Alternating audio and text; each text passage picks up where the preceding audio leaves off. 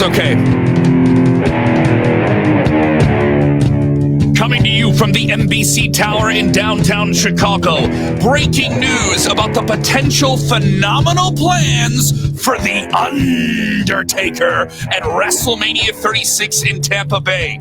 Plus, all the AEW NXT ratings and so much more. This is Wrestlezone Daily.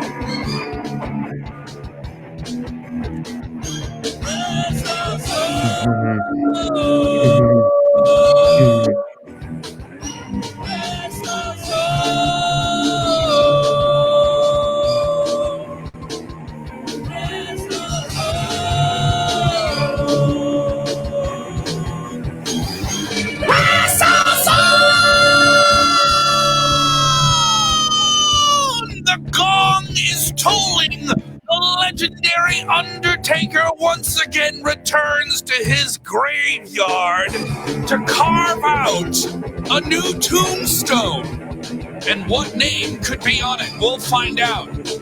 It's going to be something special if it actually happens, and we'll talk about it in just a second. This is Wrestlezone Daily. If you're with us live, don't forget to share the link and pass it on with your wrestling buddies on social media.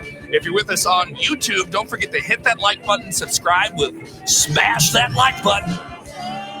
Oh, man, this is something special. What a big story to jump into here today.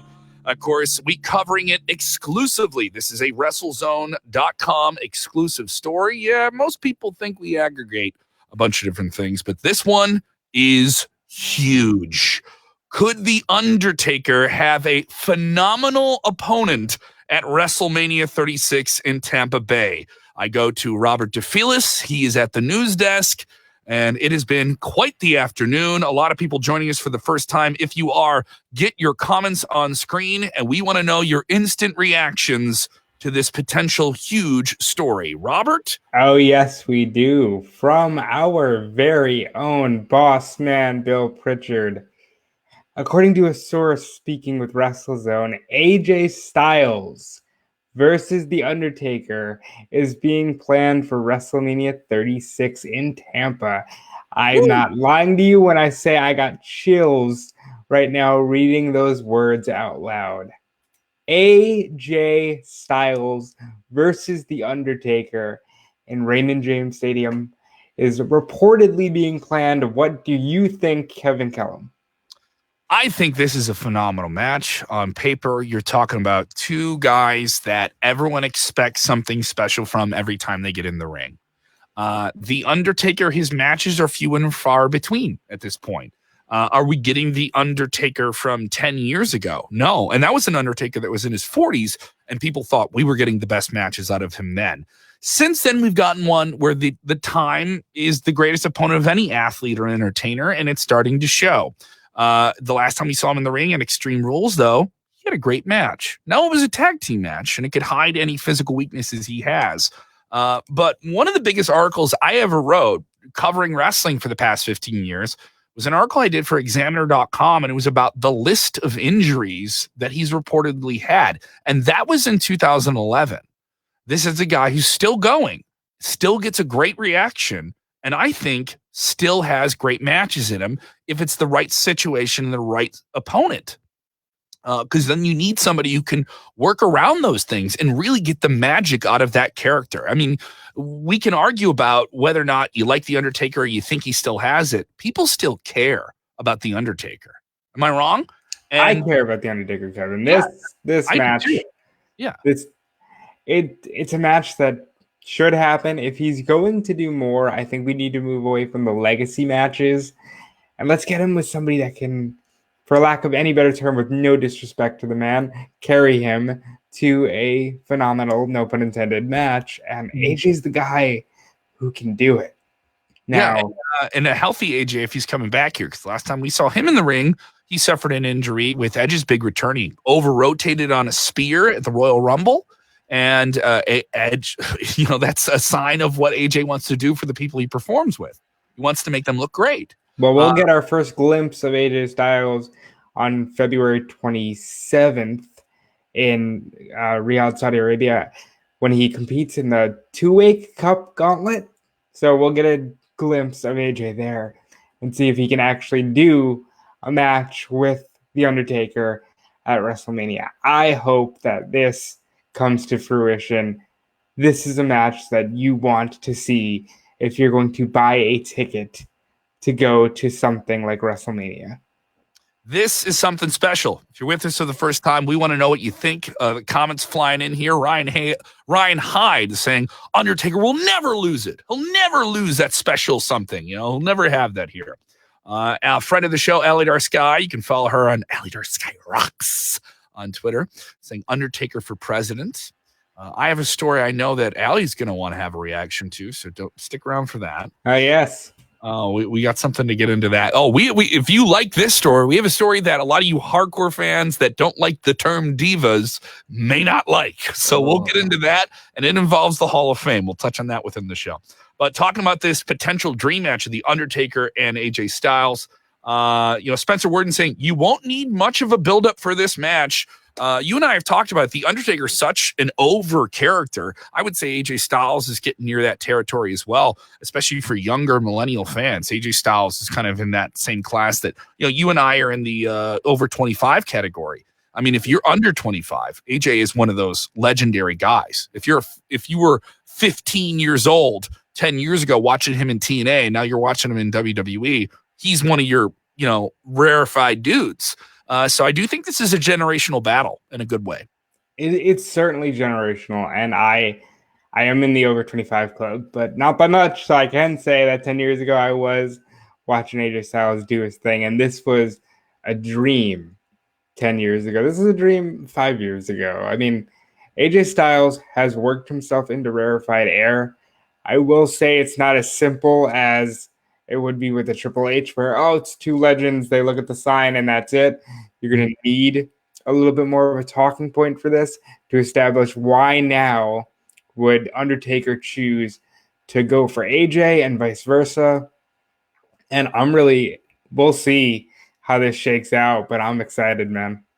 Well, also, we can kind of see how some things could play together, and this is purely speculative. Once again, our source, pretty reliable source that we have on this story, too. We're not going to give up our sources. That's not ethical, but we can say we're pretty confident in where this story is going. Now, obviously, this can change, but look at our track record recently. If you're doubting us, I've seen some people in the chat say if this is going to happen or not. I can tell you. We ran with Edge at the Rumble. Mm-hmm. That alone, I mean, we're getting really into we have sources. I know everybody thinks Wrestlezone is an aggregate. Yeah. There are sources. This one's reliable. I'm beginning to think we might see the Phenom versus the Phenomenal. And look at the doing. It sells itself. That's a t-shirt unto itself. That's a poster. The Phenom versus the Phenomenal one. That is come on, it just sells itself. I know it sounds so corny, but these are superheroes, right? And what's a better? They did this in the mid 90s. It was one of my favorite things. And it was kind of like fantasy booking, and some of it paid off. And it was in comic books. It was DC versus Marvel. You were going to get Wolverine versus Batman. You were going to get Superman versus the Hulk. If you're a fan of Impact Wrestling, AJ Styles, obviously he's a WWE guy. He's been a WWE champion. He's been their guy. But nothing is more WWE than The Undertaker. And AJ, even being a champion, has always been the outsider. There's some notes that fans can play here. There's some notes that the guys themselves can play. And I don't think there needs to be much buildup. The story, speculatively, though, building out here is that AJ will return to the ring at Super Showdown. He will compete in the Tuake Trophy Gauntlet match with several other superstars. Now, if there is something involving winning that trophy that lines up some big opponent for him at WrestleMania, this would be a way to do it. If he defeats 5 other guys in one big match and he wins the trophy, and whoever wins the trophy gets to, call their own match, their own non-title match at WrestleMania, which would be a cool prize to have, right? If you just want to, a very cool prize. I think that's because really Undertaker, he's not world champion. You need to seek him. You have to find him, because if he finds you, well, you don't want to be on the other end of that. And I think AJ Styles wins the 2A Cup. He looks and he says, Brock's locked up. John's on SmackDown. Roman's locked up. I'm going to call out The Undertaker because damn it, I am the best in the world and I never got that chance. I think there's money here. There's a lot of money with these two characters facing off in the ring. And also, you got to look at the demographics for WrestleMania tend to be a lot more skewed than maybe something we see the rest of the year. It is the show that a lot of casual fans will say, I won't watch wrestling all year, but I'll watch WrestleMania. And this is a match where even if you're a casual fan, you know the name The Undertaker and you've heard the name AJ Styles, and you know he's a top tier guy, right? Even if you're not super familiar with him. So absolutely. So it has that carryover. And then for hardcores, you can see it just with people watching right now. I've never seen more people excited about a match WrestleMania this year, next to Edge and Orton. I don't think there's a match on the card right now that has this much electricity. We learned about it maybe an hour and a half ago. So I would say it has that value. It has marquee value.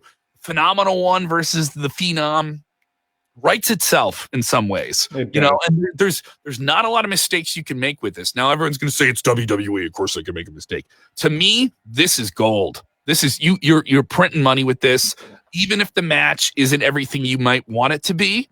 The electricity of simply putting two guys like that with that much fan investment in them over the years in the ring together, there's something special there.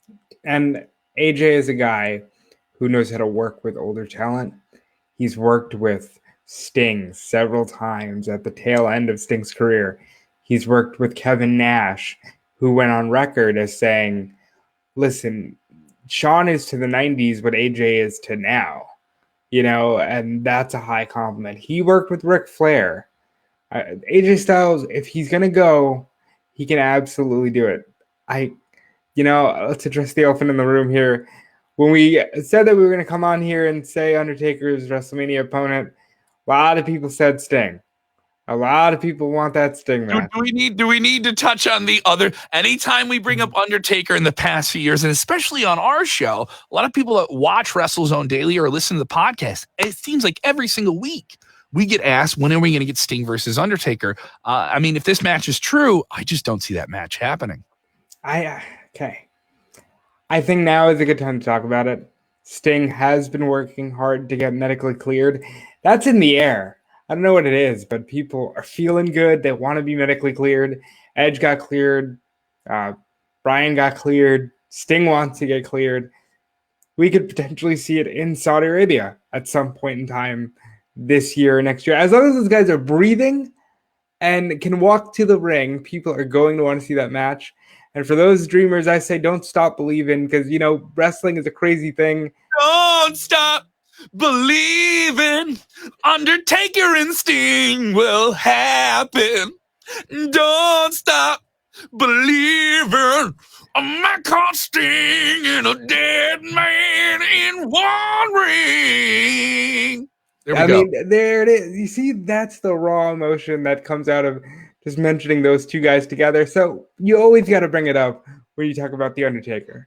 Yeah. So, this is just something special. Something special. You know what's special about this is, who's going to see this match? A lot of fans around the world, but I know two wrestling dorks from two sides of the United States that are going to see this match, and their names are Robert DeFelice and Kevin Kellum. We're going to WrestleMania. How about that? We are going to WrestleMania. It is in my backyard, so I should be going to WrestleMania. Yeah, and that's where I'm going to sleep. I'm literally going to sleep in Robert's backyard. He won't let me. That is where Kevin's going to sleep. He won't let me have a cot. He won't let me go there and sleep on the floor. Nothing. I got to sleep in a teepee in his backyard. There we go. I got to fight off gators in the middle of the night. It's Florida. It's just roaming gators. We have squirrels running around and rabbits in the Midwest. You got just roaming gators in the streets. There you go. They are roaming. They have like the gladiator attire on and everything. It's amazing. Sounds like Florida. If you told me it was true, I wouldn't deny it. But yeah, for everything going on with WrestleMania, and there is some other things that are coming together. We just don't want to confirm it because we're waiting to follow up on some other sources. And there is a story coming together involving 4 big superstars over on SmackDown. And one of them is a Hall of Famer. So we're waiting on that to come together. So if we have that, we will have it up today at WrestleZone.com. We're not going with it right now for you guys here in the podcast. And if you're listening to us on demand or watching later, just check WrestleZone over the weekend. We were waiting for some more details to come on it, but it's not clear, so that's why we're not going to run the story. But what we can tell you is it looks like you might get a dream match with The Undertaker and AJ Styles at WrestleMania, and it is something special, to say the least. We will see how that comes together over the course of the next few weeks.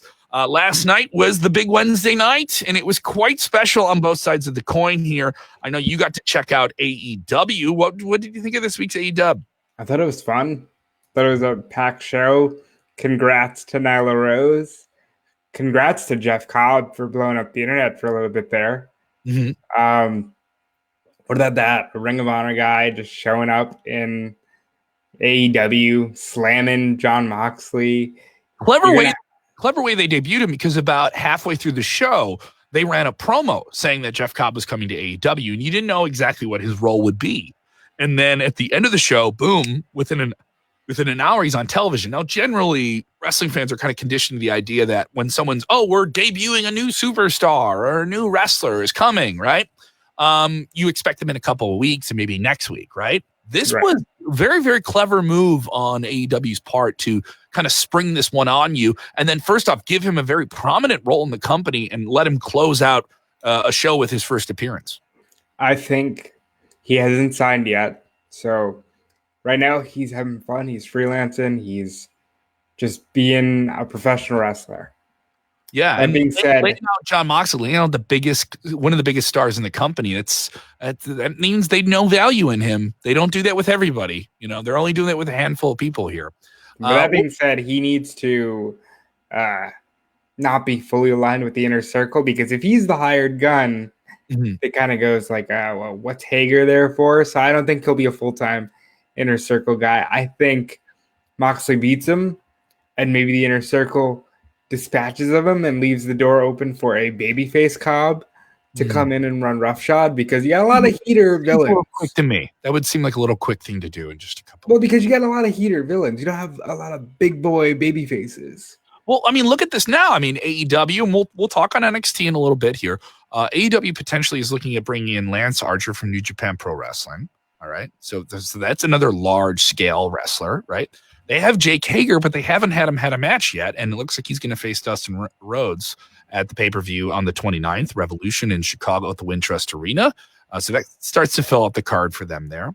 I mean, they definitely need larger talent. They need taller guys. I think that's been a common critique from WWE casual fans, kind of sampling it, saying, it's a lot of cruiserweights, a lot of smaller guys, which isn't bad, but I definitely think they need a bigger guy. Stands out a little bit there in the land of cruiserweights. They used to call WWE the land of giants, right? Right. This is the antithesis of what WWE used to be. Let's see what fans are saying here. Steven Chambers texting in saying AEW going to be awesome with Cody versus Wardlow in a steel cage. Lucha Brothers versus Omega and Page for the titles, and Moxley versus Cobb. That's all. And you've got a tag team title #1 contender battle royal with the winner going to Revolution. And then on top of that, you've got an Iron Man match the following week. I mean, AEW is really loading these cards as we head into Revolution. Do you think that's a mistake? No, because I mean, they really need to sustain it. I think the television is more important for them than a pay-per-view, really, at this point. And I don't mean that in a bad way. I just mean that the television rights is their biggest, most profitable, most central part of making new fans. And especially because they don't have the same type of presentation. They're tied to a media company, and their content is tied to performing on that. And they have to provide TNT those big payoff matches. Now, the problem is, are they going to be able to convert those big week-to-week matches into a payoff on pay-per-view? Because they're trying to do the traditional pay-per-view model, which some fans, and this is something that there's no critique of AEW. Some fans are just conditioned away from that now. After the last 6 years with WWE Network, and even with, Fight.tv, you can buy a Fight Pass, but Fight still does the you pay for pay-per-view type model. And AEW is trying to do that now with BR Live and with TNT, which is that's their media partner. So they kind of got to play by those rules. So I do think that is a hump for them in terms of some fans who are just kind of like, I'll watch the TV, but they're not pulling them for the pay-per-view. And we kind of noticed that with Full Gear, the last show. So the different thing. But the storyline, I think, has bigger payoffs because they don't have month-to-month shows. It's still a lot to ask an audience to pay for Yeah. $59 shows. Notice, but hey, pay-per-view parties are fun, and I'll be at the show live. So if you're coming out to Chicago, let me know. Let's get a beer. William T. Wage is saying Moxley needs some friends. Yes, the main angle in AEW is John Moxley with his eye covered. In an eye versus eye match, some brutal storylines there against Chris Jericho chasing the AEW championship and his evil faction of the Inner Circle. What do you think of this? This one is paying off week to week. They are definitely drawing this one out, and the sponge is still very wet with it. I like it. Yeah, they're established guys. They're guys who know how to tell a story. You can see like maybe you're teaching Jungle Boy a thing or two. That sounds like I'm singling out Jungle Boy. You're teaching the younger people in the locker room how to tell a story based on emotion and facials and physicality, you know? And I like this for that reason. And also, Moxley's probably the only guy I can see legitimately dethroning Jericho this early on. If you go to Wintrust Arena in Chicago and you see John Moxley beat Chris Jericho, I won't be too surprised. Let's get into it. Nyla Rose is your new AEW Women's Champion. A strong match against Rio, defeating her for the title after laying her out and putting her through a table last week, saying, I'm going to get your ass. And she got it this week. Rio defended the title successfully 5 times. But now Nyla Rose becomes the second ever AEW Women's Champion. You and I deal with this quite a bit. It seems like a done issue. I'm very, very tired of talking about it. I'm very disappointed as well with the way that a certain segment of the audience responded to this. Nyla Rose is a transgendered woman, and it's known, it's out there. But AEW has never expressed it on television. A lot of fans express an opinion about it online, and I think supplant their own personal politics on wrestling, which I guess you can do. But I don't feel it's something that's as controversial as I think people make it out to be. I saw people having some real issues with this, and I was quite disappointed with the idea of that.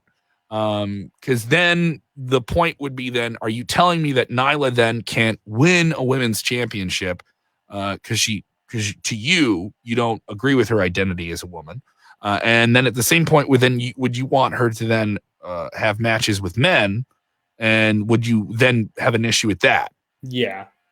And I'm so tired of it because it's not my place to defend these things. I don't feel like if you feel the need that you should, then you should. Yeah. But it's a testy area to get into. It's more at this point. Every time they do something with Nyla, there's these people that come out with some really hateful, ignorant, unacknowledgeable, really just regressive, original, regurgitated, cheap stuff. It's real cheap. And the thing I'm a comedian. I'm all down for jokes. You know what I mean? It's just, if you're going to say it, be clever, be respectful, and still have something funny to say. Because people aren't even saying funny things. It's like it's just literally, it is what it is. Oh, she's a guy, so does this really count? Yeah. Nyla works her ass off. You don't crap on Nyla Rose.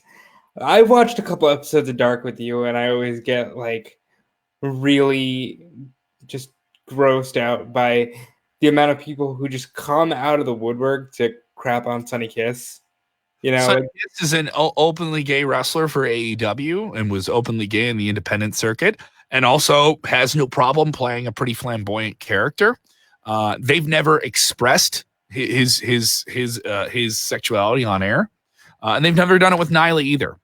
So that is my issue with it. It'd be one thing if you're playing this for a storyline, and you're playing this as a character. But the fact that in this day and age, people are very, very angry about that. Leave the politics out of wrestling. I just want to watch the show and be entertained. And then those same people have a real issue with it. I don't think, did you ever hear them say, she's become the first transgendered female wrestling champion on television last night? Did they politicize that at all last night? No, because they didn't need to. No. You saw some people come out and say I it. watched it. I watched it, and I'm not saying they did. I watched a really fun wrestling match. If you went out over social media, you would have thought people's mothers got slapped in the face. You know, Well, what did they really want? Because they weren't happy with Rio. I'm not saying that all fans did this. No, but I'm not saying that either. the But ones that are the loudest, the ones that want to troll, the ones that have a skull face as their avatar and have 15 people following them and want to tag every wrestler and everything that they want to do and want to complain that, oh, China shouldn't be in the WWE Hall of Fame because she did adult films. This is disrespectful. And like those same people that just want to say something inflammatory, it's much more important to them that they aggravate somebody and that they're nervous about something else and that want to push all their stuff on wrestling. but here's the thing.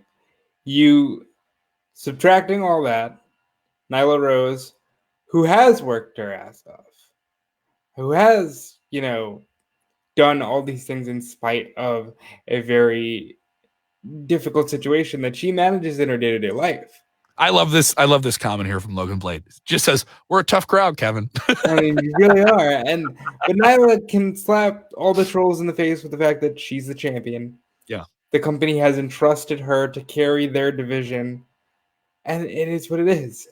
And Mike Lynch just sexy and say, I'm not a fan of Nyla. She's just too big to wrestle Joshi girls. She's just too big. Riho looks small. Yeah, very small compared to her. That's correct. Yeah. I mean, but I liked it. I thought it was a good match. Though Riho showed some good fire. I like the fact that we're putting the belt on an everyday star who in a way, we talk about pushing one agenda. I was worried that they were trying a little too hard in the beginning to push the Joshi thing. Like, this is our cruiserweights division. This is it. This is our thing. Like WCW brought in the Luchadors. We're doing this. Yeah. And it didn't translate well. So now we have a fresh start with Nyla. And I think it can lead to some good things. Yeah, and I think also I didn't see the waves being made with Rio as their women's champion, and that's no shot at Rio. I mean, they can put a fresh coat of paint on her and get a new twist on the character and do something with her.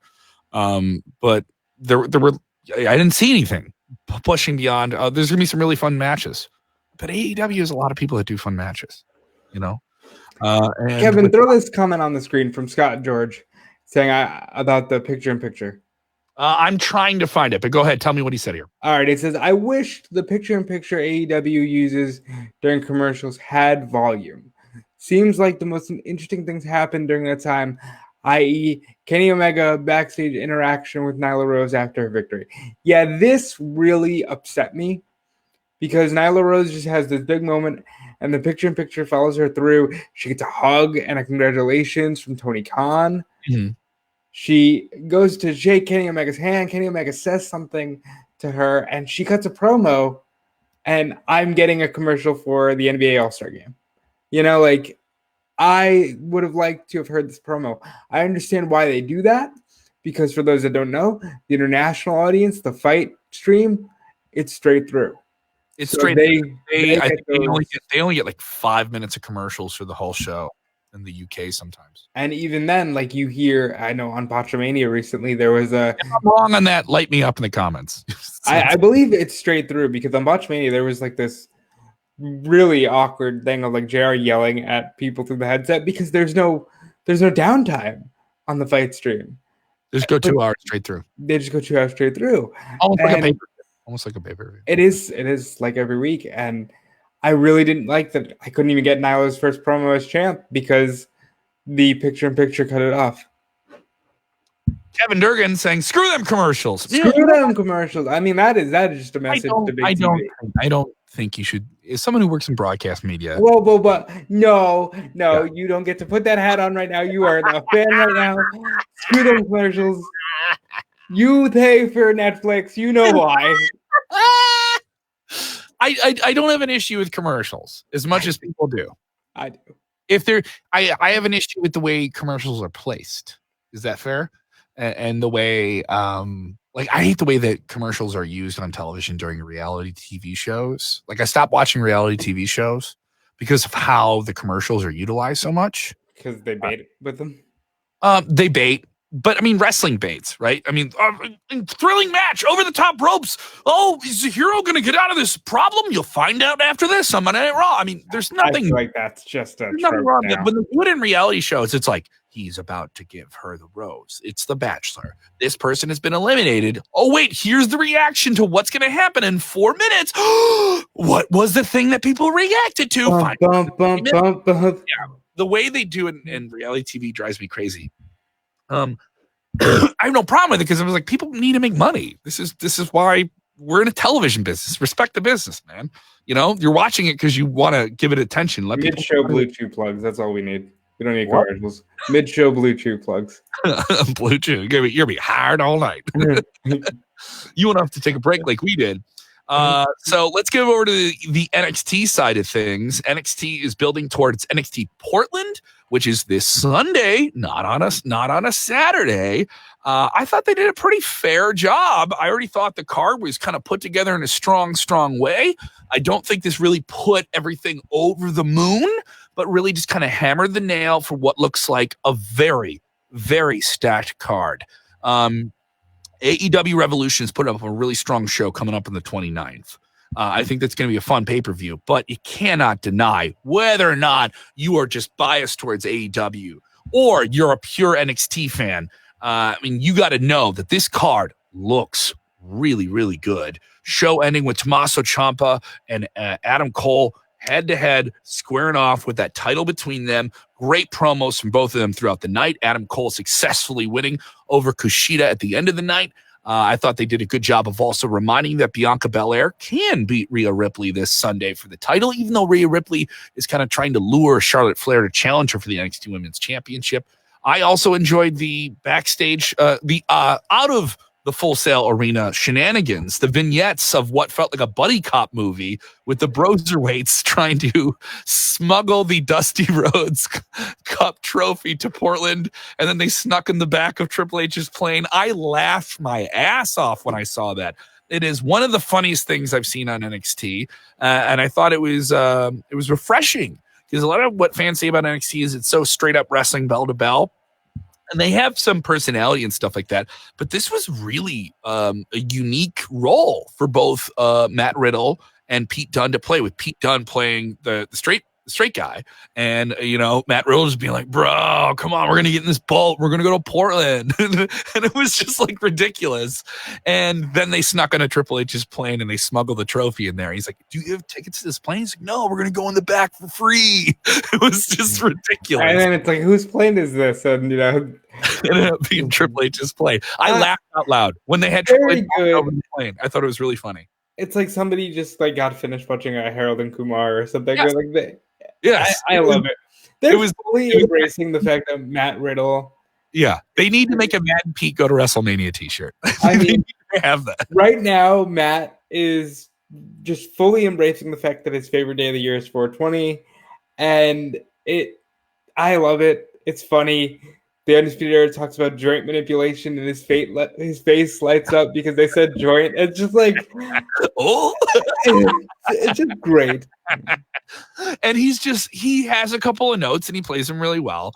But the interaction between him and Pete is so entertaining. It was really, really entertaining. I enjoyed it. We also saw Angel Garza and Lio Rush in action. Fresh action for them. The cruiserweights, the blending of 205 Live and NXT. It's been simmering there, but I really am settled into the idea that you can see those guys kind of bounce around.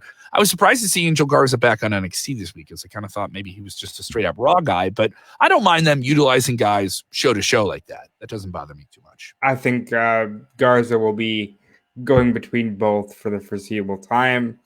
Andrade comes back on the 27th. That's going to be interesting to see where Zelina ends up and if they keep Garza on Raw full time. Well, the ratings are in. AEW Dynamite draws in 817,000 viewers. These are just the overnight ratings, by the way. These don't include DVR, complete DVR numbers. They did trend very well on social media as well. Overall, Showbuzz daily ratings coming in. They came in at number 10 on the night. That's up from number 11, though their ratings week to week dropped overall. So maybe just less people watching TV this week compared to last Wednesday. So the February 12th edition of AEW Dynamite on TNT draws 817,000 estimated viewers, down from last week's 928,000. Still strong numbers there, though. NXT is down from last week, 757,000 viewers, down to 770,000. So overall, you lost, pretty fair number, just about 25,000 people there. Not too bad. So you're kind of holding steady there, and it's pretty good. It's also. They're starting to close a little bit of a gap there. That gap is closed here. They're within a 250,000 here. Something, not a marathon. Something, not a sprint. Yeah. Remember we talked about on the show yesterday? I know you weren't with us. If you're watching yesterday, we talked about the NXT media call that Triple H does before every big takeover show. And obviously he's going to get asked about the AEW ratings and how AEW is beating them. And he was pretty frank about it. He said, we're playing the long game. We're not playing the short game. We know where we're going here, and we're confident in what we're doing. So that's been the MO. Should it still be the MO of WWE? Some people could say they've been reactionary with the way they blended NXT with Raw and SmackDown, and that's when NXT got the bump, right? That's when they got ahead of AEW. And what are we going to sit here and say? And we'll never know this because we're not, fortune tellers, but if AEW doesn't exist, that NXT just perpetually exists on the network and they never try to grow the brand? I don't know.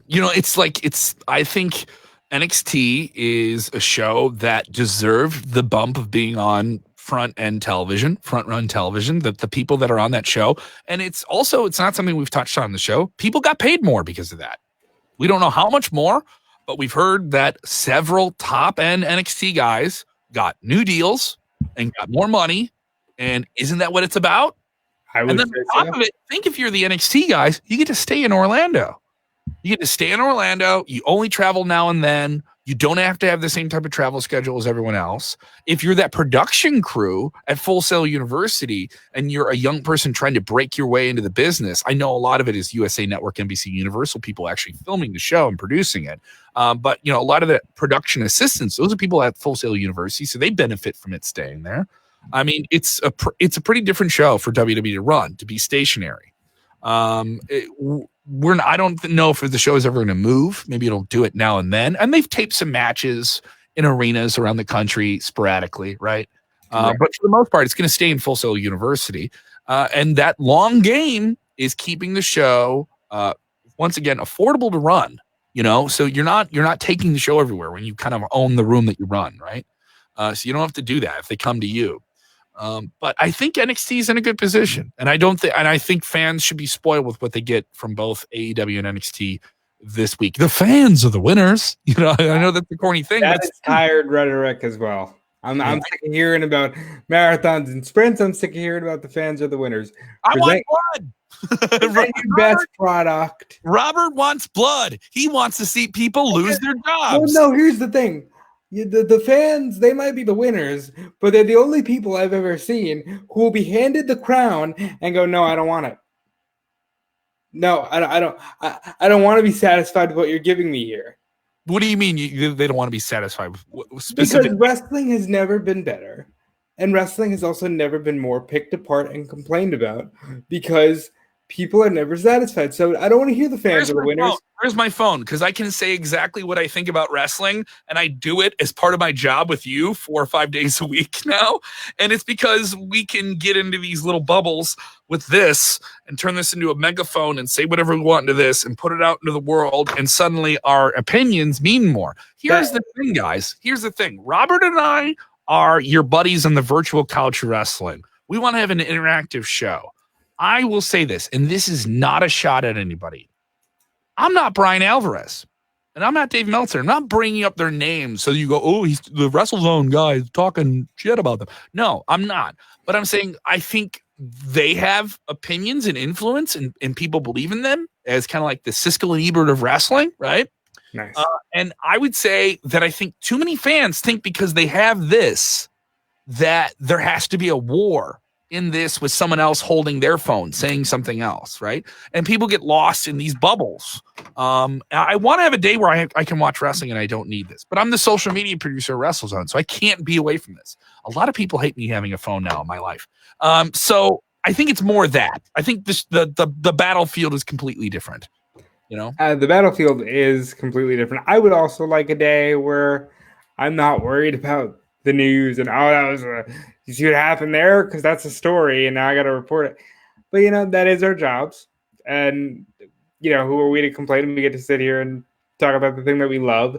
But I'm just saying, I wish more fans appreciated what they have today, because I would have killed even 10 years ago. Oh, come on. Killed for the instant access to Ring of Honor, Impact Wrestling, WWE. Also, look how good the matches are week to week on Raw and SmackDown. So good. Than they were like 10 or 15 years ago. Go back and watch 1980s pro wrestling anywhere. And I'm not saying any of that is bad, but for its time, that's there's guys doing stuff in WWE that are lower card guys that are better athletes than people that are household names. And there's something to be said for that. But it's just a different way, and we process everything differently, and we forget about what's great a lot quicker, and we remember what's bad a little bit easier just because it makes a little bit more noise. Is that fair to say? Speaking of making noise, something that made noise yesterday, it was one of the biggest stories on WrestleZone.com, and that is some reported rumored names for the WWE Hall of Fame class of 2020. These are from WrestleVotes, a very, very convincing scooping Twitter account that has revealed a lot of different information about the world of wrestling. And Robert, 2 of those names made people angry. 1 of those names didn't. The 2 names that made people angry are Nikki and Brie Bella. These ones really upset people. Ryan Satin on, Pro Wrestling Sheet, WWE Backstage guy, flat out said, I wonder if they get inducted next year. And I replied to that by saying, maybe if they weren't so far along in their pregnancies, they'd be inducted this year. Mm-hmm. It looks like they're just going to be inducted this year. I'm going to say I don't want it this year, and people are going to think I don't like them. I don't want the fans being disrespectful to Nicole. That's my biggest concern right now. Do you think people are going to be disrespectful to them because they're pregnant and they're appearing at the Hall of Fame? No, I think people are going to be disrespectful to them because they're assholes, Kevin. Oh, yeah. Well, that's going to happen. I mean, that's always going to happen. But I don't want, Nikki, we all know that there are people that don't like who they are and what they did. And I see in the comments here, Victoria deserves to be in the Hall of Fame before the Bellas. People are mad that they're going in now. And yes, it's funny. It's weird. It's stupid to say Nikki and Brie Bella are in the Hall of Fame before The Undertaker. Yeah, that's dumb. I'll give you that. But the woman is pregnant. I do not want to see people, while Nikki Bella is trying to talk, just go, John Cena's kid. John Cena's kid. Because it's going to happen. And that one just came to me off the top of my head. But that's going to happen. They're going to do that to them because they don't see them as anything beneficial to the company. They think they slept their way to the top. And granted, maybe there was a point in time where there might have been some validity to that. But if you look at what they added to the company through the Total Divas movement and how that gave the women a different look and a different platform. And there are people, if you're following what's going on with Naomi, who just see women that they can relate to in the ring and go, I think I might look at that. Yeah. Be nice to the Bellas. Here's the big thing about the Bellas that I think aggravates everybody. And let me say who everybody is. It really pisses off dudes that some of the most popular people in the WWE in the past 10 years were figures that they didn't care for or they didn't get behind, and then those characters became popular in spite of their non-support, And 2 of those characters would be Nikki and Brie Bella, who found their own audience online, all right, and developed it, and that was women, and definitely young gay audience loves them as well, and then found that audience, left WWE, came back, all right, more popular than ever, all right, and then got a big reality TV franchise that brought a lot of women who did not watch wrestling to the table, right, and gave them favorites that they wanted to follow. You know, the way women talk about wrestling is way different than I think a lot of men do. You know, when you have a group of female friends that follow wrestling, they talk about it in a completely different way, and that's fine. You got to understand, guys, wrestling isn't for just you and people like you and your demographic. You know, it's for everyone. And I think Bella Twins were somebody that brought in a lot of new people in the last 10 or 15 years. And you can talk about WWE's female revolution. They're a huge part of that. They're a very, very significant part of that. And I think that has to be acknowledged. Even if you thought somebody was a better wrestler than them. And I love Victoria. And I'm friends with Victoria. And I've performed at her restaurant that she had here in Chicago. And I was so honored last year. I did a lot of big interviews last year for Wrestlezone. But the one that meant the most to me was talking to her about her retiring, you know? And I know what her career has been and what it's been for other people that she's worked with. But I don't think I'm not speaking for her, by the way. I don't think she would be opposed to this because she knows how she has to know, and other people in the business have to know how influential they are. Just because someone gets in the Hall of Fame before someone else that you like more doesn't devalue the people you like more. You know, like this idea of they have something and I think somebody else deserves it, so you don't. It's really not up. I mean, it is to ascend fan influence, right? But it's not our Hall of Fame. It's WWE's Hall of Fame, and they get to wrestling as a work, Kev. Like let's break this down for people who don't want to understand this. Even the Hall of Fame is a show. You need names to draw. You have the NWO and you have Batista, and that's covering two wildly different generations of people. And the fact of the matter is the Divas are coming back around. Like, I don't know if the Divas have really inspired like this new era of a lot of the gay talent we're seeing on the independent scene. Big and time. That's all the Divas. I would argue that more than any female superstar, the Divas more so inspired a lot of the gay talent we're seeing now. And they're gonna pop for seeing the Bella Twins go in. And at this point, even if it's the last 5 years, I won't go as far as you didn't say last 10, but the last 5 years, yeah, the Bellas brought in a lot of fans. The Bellas brought in a lot of people, and they deserve it. Just don't be an ass when they're on the stage. That's the only thing I'm asking for. Like, don't be a dick. Other people chiming in here. Scotty saying Bellas need to be in just next year in LA. Yeah, maybe. Christian is never going in the Hall of Fame. I think this is going to be the running gag that it's like, all right. He's also adding that Christian needs to be inducted in the Hall of Fame and have Edge induct him.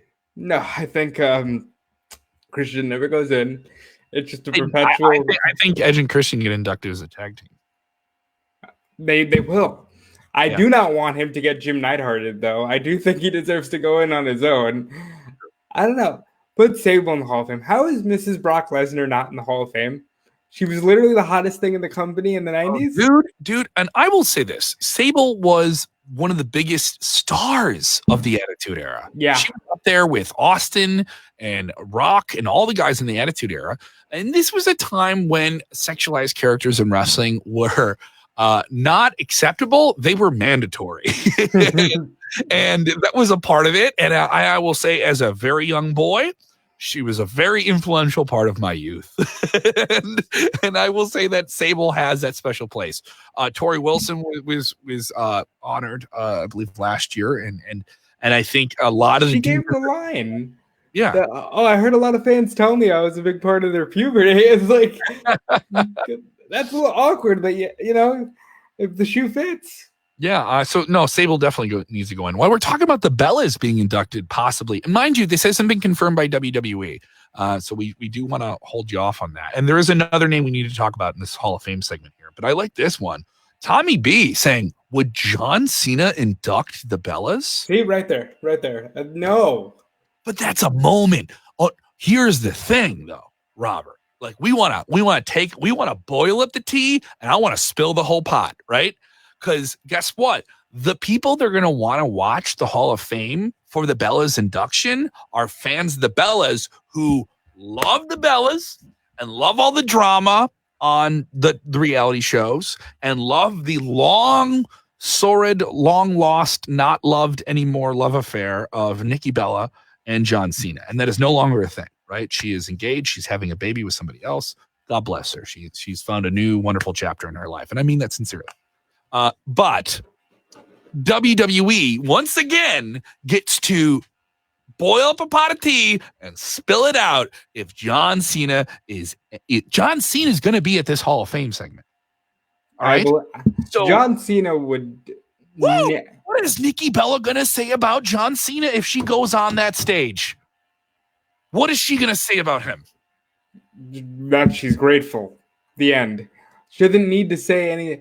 This is what I don't want. Do you see that? That is what I don't want. How much am I going to cry when Brie says she's so proud of Daniel Bryan for getting back in the ring? Because she told him that if you fight for your dreams fight for you. She said that to him when he needed to hear it. I will say this: Nikki is going to thank her fiance, who is going to get booed out of the building, and that's when the John Cena chance will start. He's going to get booed because it's not John Cena. We don't want her to be happy. She can't be with John. She can't be with this new dude from Dancing with the Stars. I don't want to see it yet. I would like them to just move away from it. You know, like maybe in 5 years, 10 years. When your little girls are old enough to be the ones who are inducting you. Honestly, I don't know if they're having girls. I don't know. But like 5 years from now. Yeah, and also I think how hard is this going to be able to do if you're both pregnant too? You're both pregnant and like crazy emotional. They don't need that. They don't need it. Crazy emotional. So sexist. Just saying that pregnant Lisa. Robert, I apologize. On behalf of WrestleZone.com. I'm busting on you, Robert. I'm busting. Let's talk about the other big name that's rumored to potentially be inducted. Kevin, there's nobody bigger than the Bellas, but go ahead. There's nobody bigger than the Bellas. It is legendary Japanese wrestler, definitely the most influential cruiserweight wrestler of all time, and one of the more popular masks in all of wrestling history. Jushin Thunder Liger, who just retired this past January at Wrestle Kingdom in the Tokyo Dome in grand fashion and was treated as basically the story of Japan. He was the number one story in all of Japan, well beyond wrestling. A cultural icon there, and someone who was a big part of WCW's Cruiserweight division in the 90s and did wrestle in WWE once at NXT Brooklyn, takeover a few years ago against Tyler Breeze. This one, to me, no-brainer. I mean, this is a guy who absolutely influenced generations of wrestlers, has an incredible story, a guy who had a brain tumor and still came back and wrestled almost another 20, 15 years and went out in such a big way. I think New Japan has to be applauded for the way that they really promoted his final year in the ring.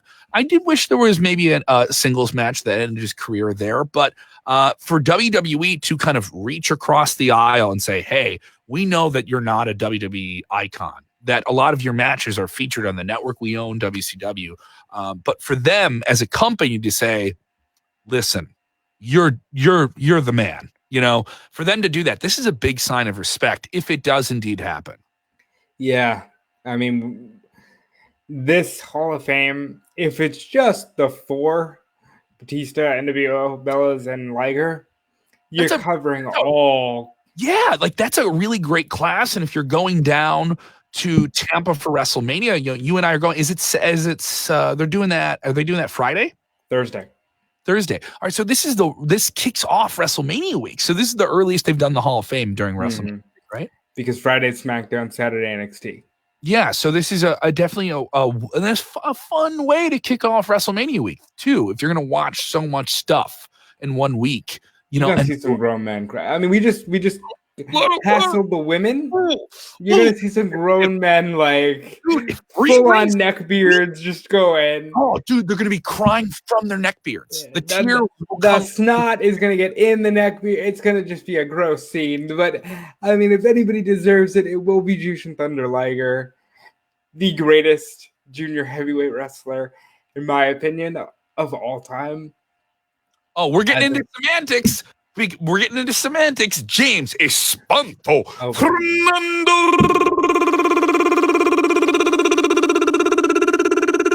Tagahal. That was a good one. All right. It was really rumbling in the back of my mouth there. James Espanto, faithful fan of WrestleZone Daily, says, Robert, if the Bellas count as a tag team inductees, who would you want to see as a female inductee? Because we have Guess what? They're both. You lose at the end.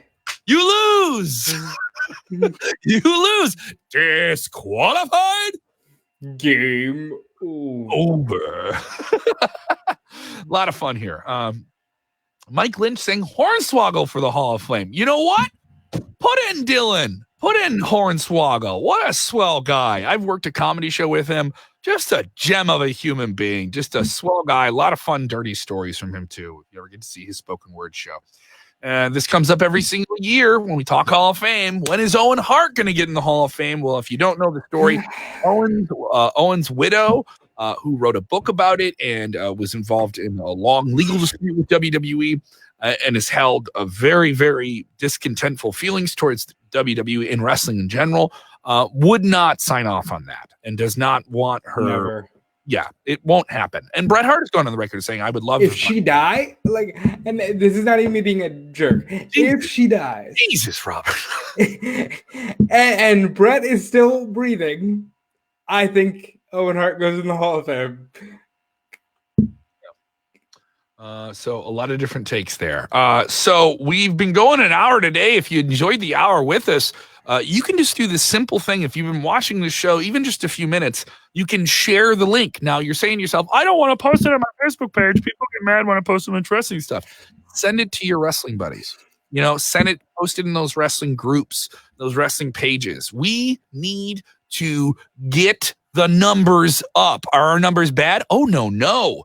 We had thousands and thousands of people watch the show this past week. We had thousands and thousands of people download it. We just want more. We're getting greedy, baby. All right. So, and we really want you guys to be the current that makes WrestleZone Daily, as we mentioned, the most interactive wrestling talk show and podcast. We deeply appreciate your support, especially going into the big, season of the year that is wrestling.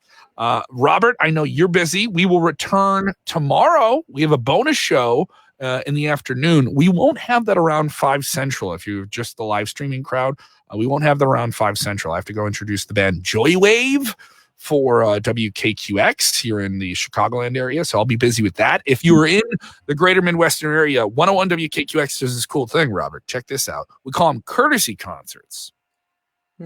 Here's the courtesy part. It's free. So we're getting a huge band like Joywave who could play Lollapalooza and fill out these big 2,500 seat halls. We're gonna have them play a bar. So it's very, very cool concept. So we'll be doing that at JMO's in Mokina, Illinois, which is just about an hour and a half south of Chicago. Go and check out this show. It's gonna be really, really fun. I believe the doors open at 7:30 for that, and that is Friday. Yes, Valentine's Day. So if you don't have a date or you have a date, bring him this. It's free. It's a cheap date. Well, Kevin doesn't know what Valentine's Day is, so that means he's gonna have a hard one. But if you're looking for me, I haven't taken my Blue Chew yet, baby. Hey, then he's gonna really have a hard one. If you're out there, maybe get into the WrestleZone business. Blue Chew, if you are following, we are a real hard business. I would say we work stiff. While Kevin's over there looking to have a hard day's night, I'll be over there working my ass off for Fightful.com because I do not have a Valentine. Wrestling is my Valentine, okay? And that is where I'm at in life. And I'm not even going to mention the good-looking Sean Rossap, managing editor at Fightful.com, who does do some pretty stiff Blue Chew plugs. Are you saying I can't outplug him for Blue Chew? You know what? This is gonna go to a really weird space, so I'm just gonna cut it off here. You can follow me on Twitter and Instagram at Dude Police. Yeah.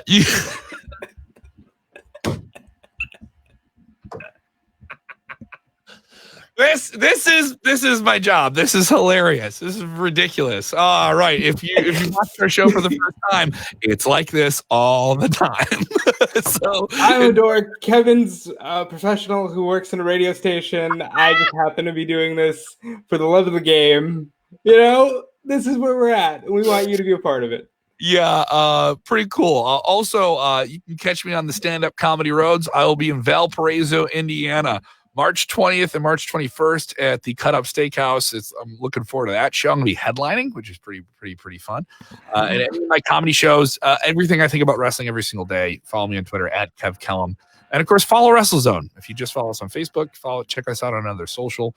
And the YouTube effort is another big thing we're pushing. So we've done all this. If you're just joining us late, yes, the big story about Undertaker is up now at WrestleZone.com. This one is huge. Go check it out. And once again, Robert, when you watch all this wrestling and you read about it, people need to do that really, really important thing. Enjoy wrestling. That's right.